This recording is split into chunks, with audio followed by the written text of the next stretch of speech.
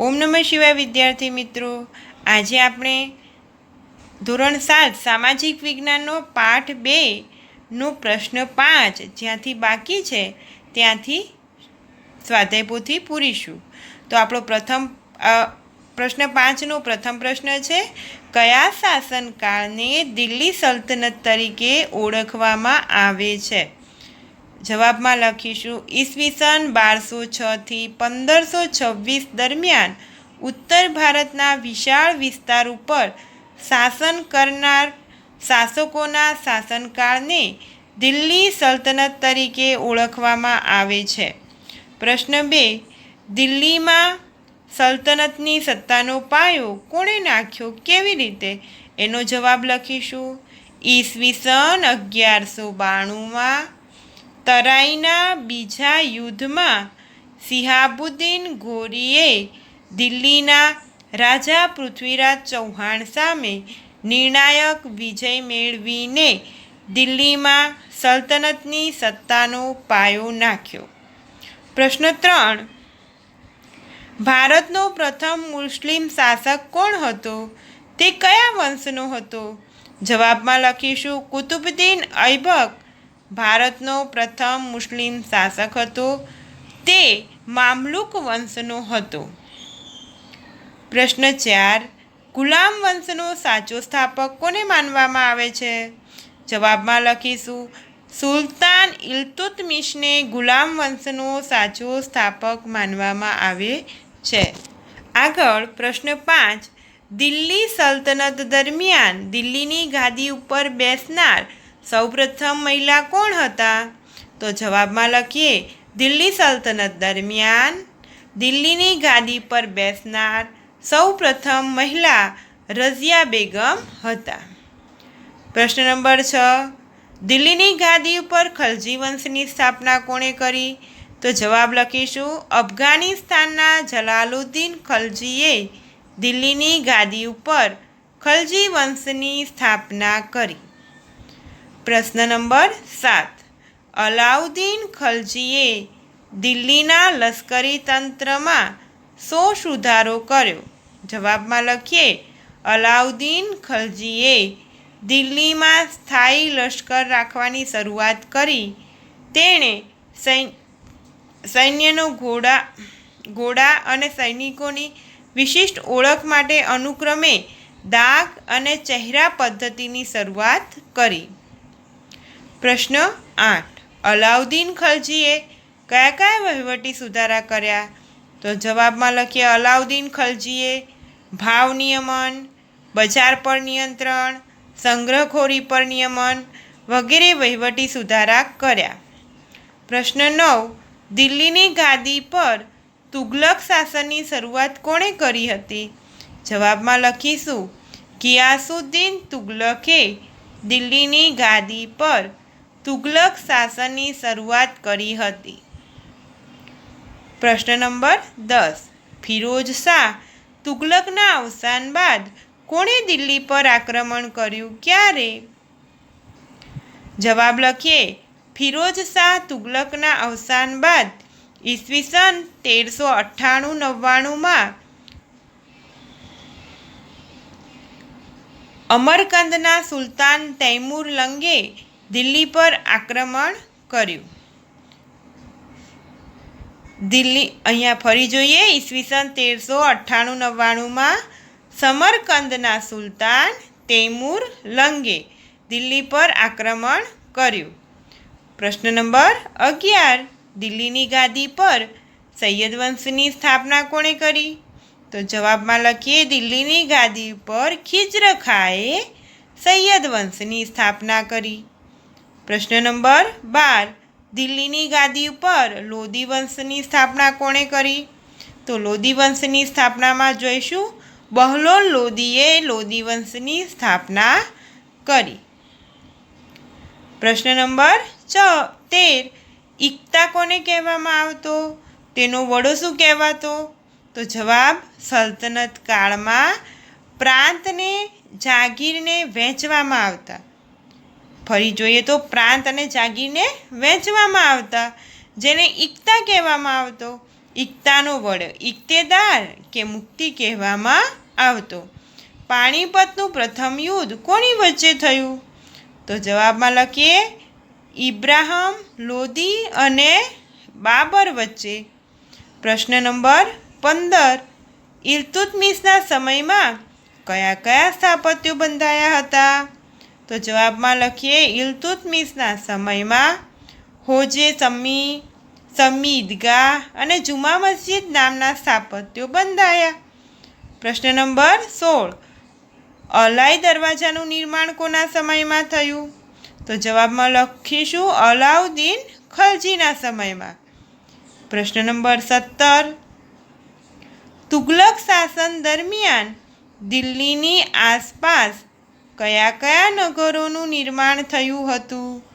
જવાબમાં લખીએ તુગલક વંશના શાસનના સમયગાળા દરમિયાન દિલ્હીની આસપાસ તુગલકાબાદ, ફિરોઝાબાદ, હિસાર, જૈનપુર, ફિરોજપુર, ફતેહાબાદ વગેરે શહેરો વસાવવામાં આવ્યા હતા. આગળ પ્રશ્ન નંબર 18. વિજયનગર રાજ્યની સ્થાપના કોણે કરી? તો વિજયનગર રાજ્યની સ્થાપના હરિહરરાય અને બુક્કારાય નામના 2 ભાઈઓએ કરી. પ્રશ્ન 19.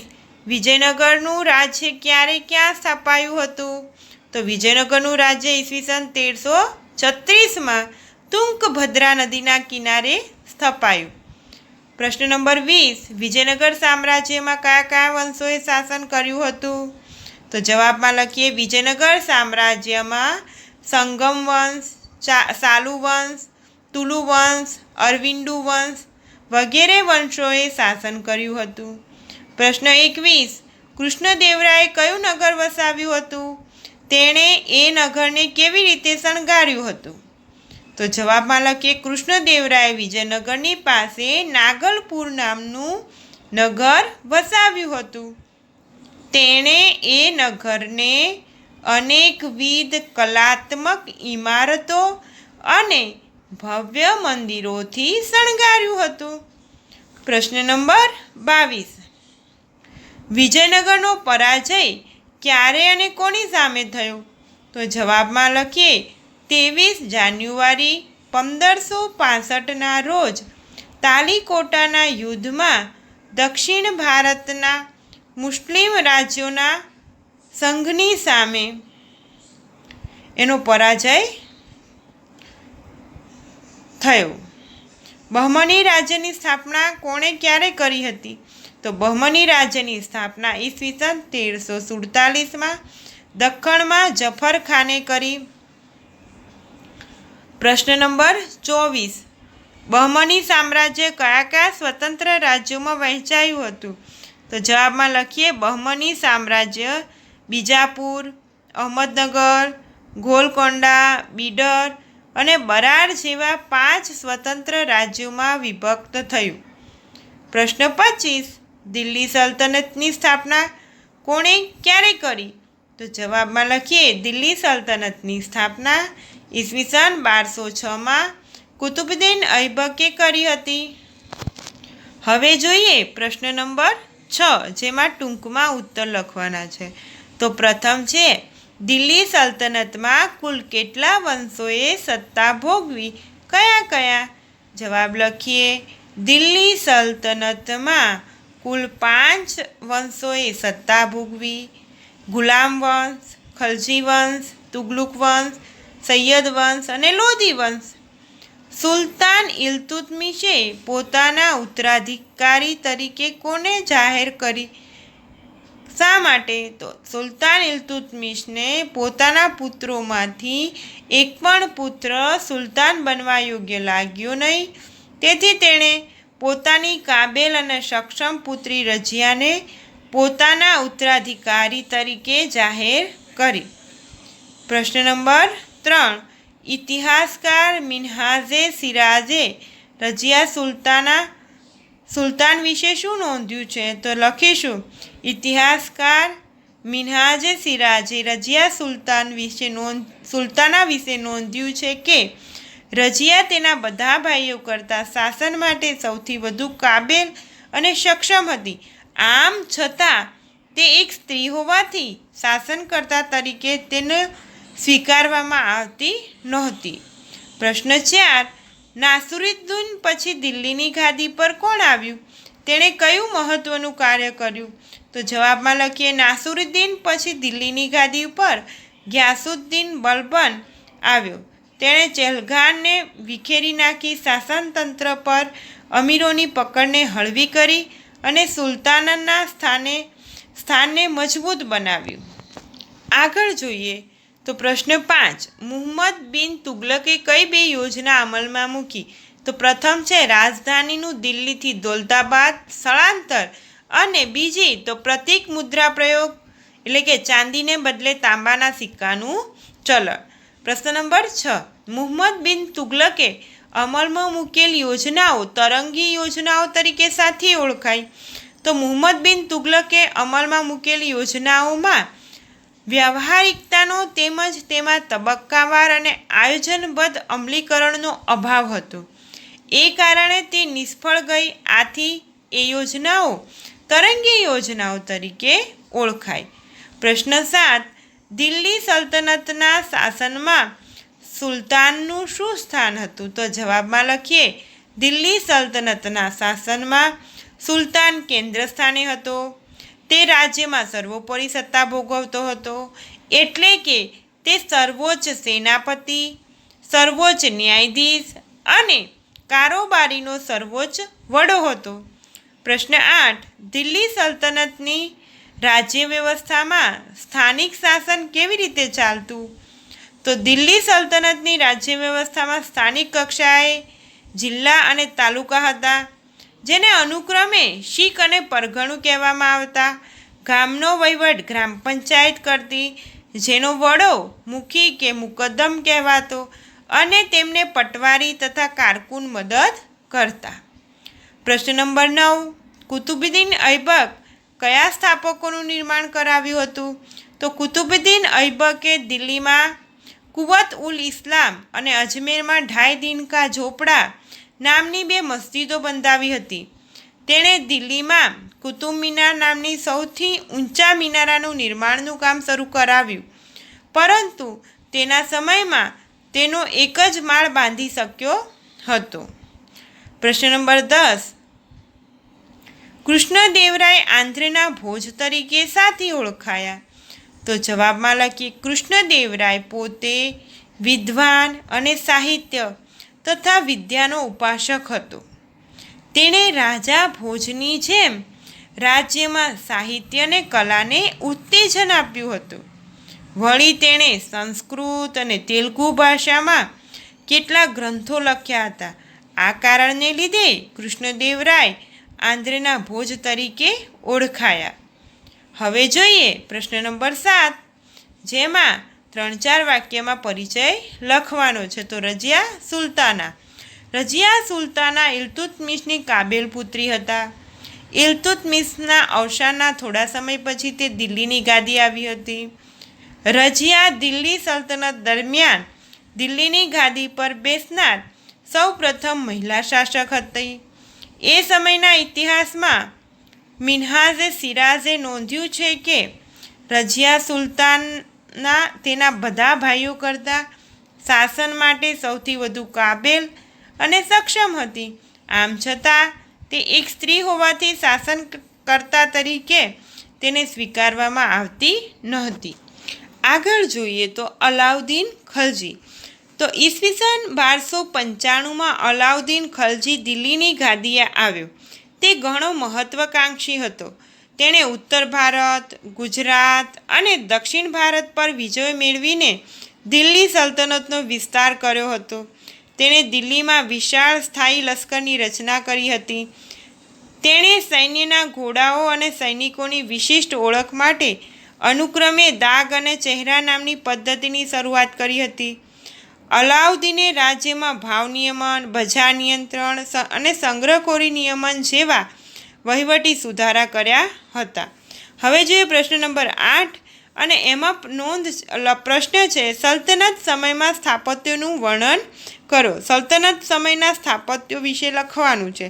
તો આપણે લખીએ તો સુલતાન, જવાબમાં લખીશું સુલતાન કુતુબુદ્દીન ઐબકે દિલ્હીમાં કુવત ઉલ ઇસ્લામ નામની મસ્જિદ બંધાવી હતી. તેણે દિલ્હીમાં મશહૂર કુતુબ મિનાર નામના મિનારાના બાંધકામની શરૂઆત કરી.